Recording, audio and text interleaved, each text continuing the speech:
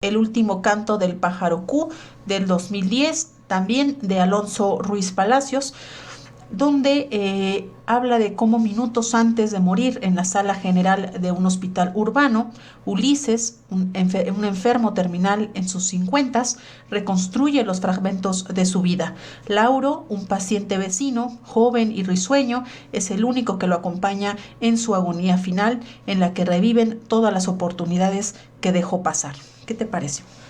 Es un filme también muy interesante por la carga de fantasía y la carga onírica que tiene, que me parece muy adecuada dada la situación del personaje de Ulises, quien está a unos minutos de morir en la cama de un hospital, y de alguna manera como ese ambiente un tanto onírico, fantasioso de la película refuerza estos últimos momentos de este personaje. La película inicia con un movimiento de agua que ya va prefigurando mucho de lo que vamos a encontrar más adelante, este constante del agua, del mar, y nos vamos a dar cuenta poco a poco, de una manera muy cuidada, muy interesante, cómo esta agua se encuentra en realidad en una botella. Después vamos encontrando que hay una cánula y que se trata finalmente del suero de un paciente, para después presentarnos el título del filme y la opinión de este protagonista, Ulises, interpretado por Mario Balandra, en donde dice: nunca fui al mar. Es decir, el filme va a girar en torno a las acciones, a las actividades, a las emociones, al amor, etcétera, elementos que nunca logró desarrollar él y que está teniendo una presencia importante en esos últimos momentos de su vida. Sí, sin duda es un cortometraje bastante conmovedor, vaya por el momento que trata de la vida de una persona, en este caso de Ulises, en estos últimos minutos de vida. Es muy interesante todos estos movimientos de la cámara, la iluminación también del cuarto de hospital, este acercamiento a los rostros para poder ver este sufrimiento que él está teniendo en estos últimos minutos.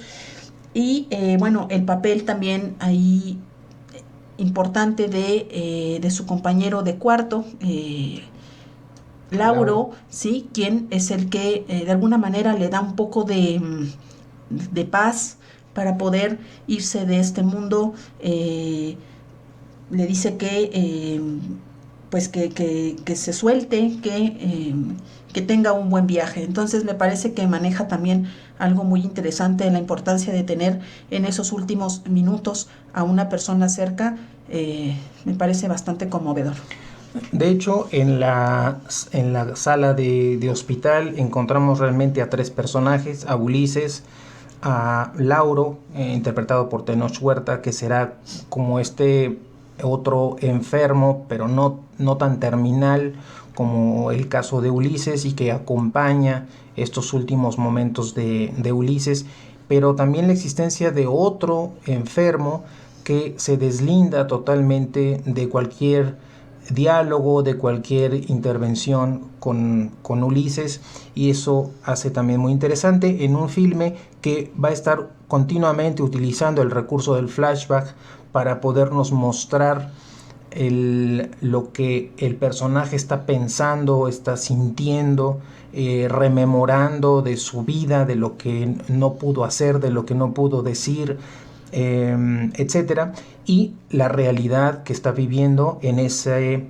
cuarto de hospital. Y cómo me gustó mucho la manera en cómo fue enlazando, engarzando ese flashback con la realidad de la diégesis. Me pareció muy interesante. No sé a ti qué te pareció esas formas muy sutiles y con una fotografía y un manejo del color casi tirando al pastel en algunas de las escenas, en el que vamos yendo a ese flashback y regresando a la realidad, de una manera muy ligada, muy bien estructurada, con unos enlaces muy interesantes. Sí, totalmente. Los flashbacks están en colores demasiado contrastantes con el resto de la película, que como decíamos se desarrolla en un cuarto de hospital prácticamente a oscuras.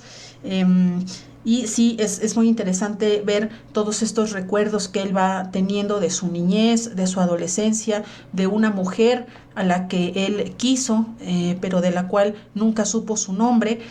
En fin, todas esta serie de recuerdos que se le vienen a la mente justo antes de morir.